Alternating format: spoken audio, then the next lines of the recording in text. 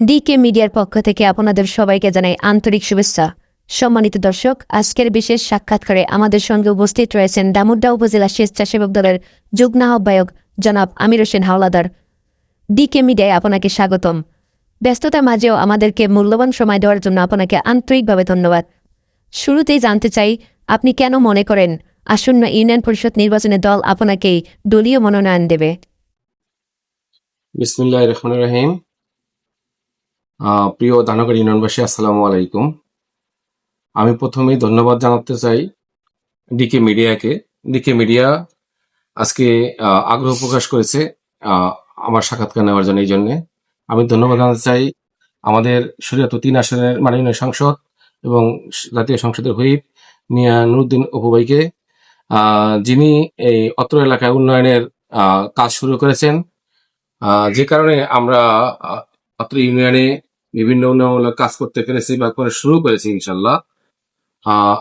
ইতিমধ্যে আপনারা শুনেছেন যে আমি ধানকার ইউনিয়ন পরিষদে বিএনপির পক্ষ থেকে নির্বাচনের জন্য সমর্থন প্রত্যাশা করেছি।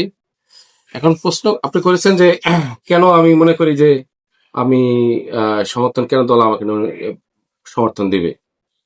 আমি মনে করি যে আমি দলের জন্য কাজ করেছি এবং দল যাতে নির্বাচন করার ক্ষমতায় আসছে এবং দলের নির্বাচনে আমি ব্যাপক ভূমিকা রেখেছি।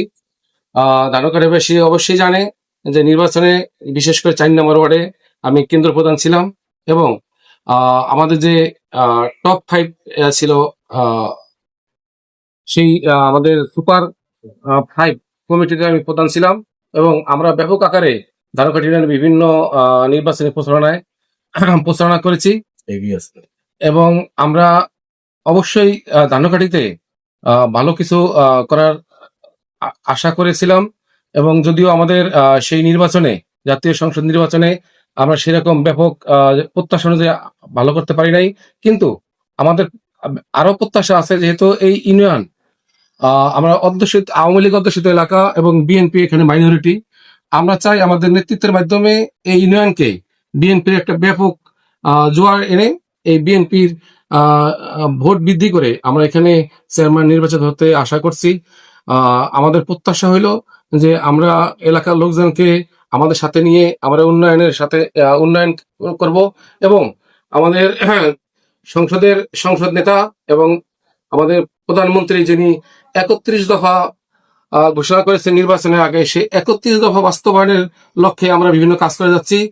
এবং আমি ব্যক্তিগতভাবে 31 দফা বাস্তবায়নের জন্য জনগণের কাছে গিয়েছি, কথা বলেছি এবং অনেকেই আমাকে কাজ করার জন্য বলেছেন এবং নির্বাচন করার জন্য আগ্রহ প্রকাশ বলেছেন, অনুরোধ করেছেন। বিধায় আমি নির্বাচনে প্রার্থী হওয়ার সাহস পেয়েছি। আশা করি জনগণ আমার সাথে থাকবে।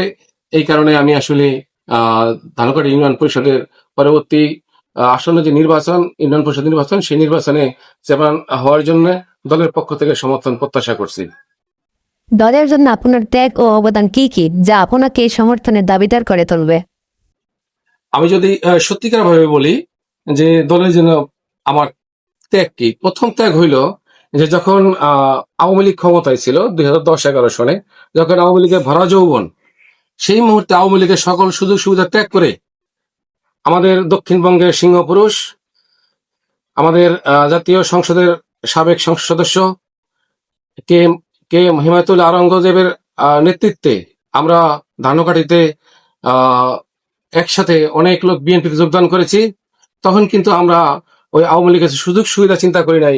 আমরা বিএনপির নেতৃত্ব, বিএনপির আদর্শ, উদ্দেশ্য এবং আমাদের নেতা কে হিমায়তুল্লাহ আওরঙ্গের আদর্শ এবং তার হাত ধরে আমরা বিএনপিতে আসছি।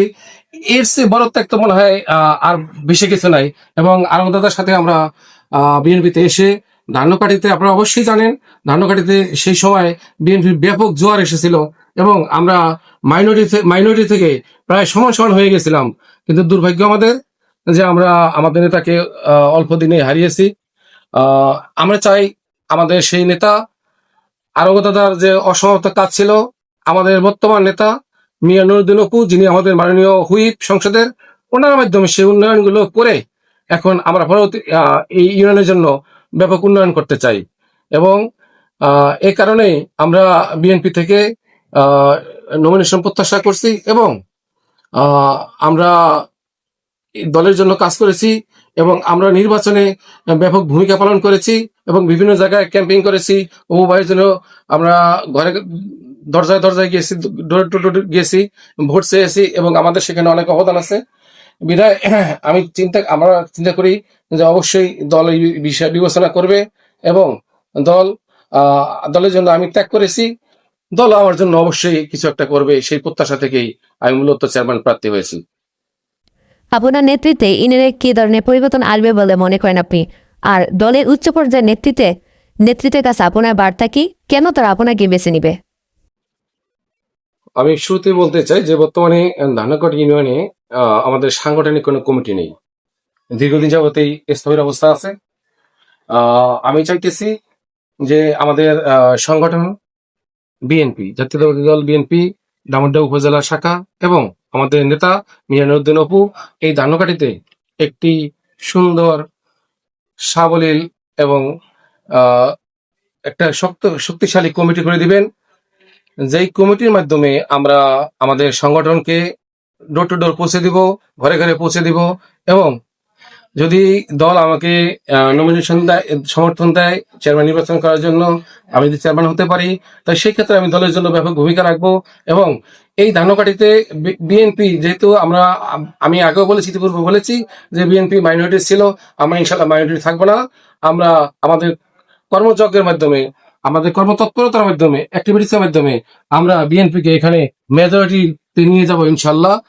এবং আমি আমার ঊর্ধ্বতন কর্তৃপক্ষের নিকট আমি এই বার্তা দিতে চাই যে আপনারা যদি আমার উপরে ভরসা রাখেন বা আমাকে বিশ্বাস করেন, আপনারা যদি মনে করেন যে আমার মাধ্যমে এই ইউনিয়নের পরিবর্তন সম্ভব এবং এখানে এই সংগঠনের পরিবর্তন সম্ভব, তো সেই ক্ষেত্রে আমি আপনাদের বিশ্বাসের অবশ্যই মর্যাদা রাখবো এবং আমি চেষ্টা করব এই ধানকাঠিকে একটি সুষ্ঠুভাবে পরিচালনা করা এবং এখানে মাদক মুক্ত, জুয়া মুক্ত একটা সুষ্ঠু সমাজ, সুন্দর সমাজ গড়ার প্রত্যাশা আমি রাখি।